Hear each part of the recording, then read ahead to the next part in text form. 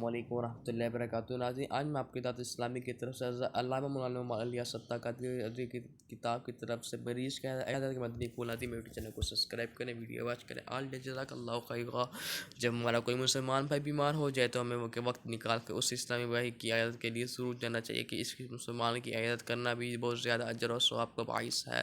چنانچہ سیدنا ابن عباس رضی اللہ تعالیٰ عنہ سے مروی ہے کہ سلطان بحر صلی اللہ علیہ وسلم نے ارشاد فرمایا، جس نے کسی ایک سے مریض کی عیادت کی جس کے موت کا وقت قریب نہ آیا اور 7 مرتبہ یہ الفاظ کہے تو اللہ عز و جل سے اس مرض سے عافیت عطا فرمائے گا۔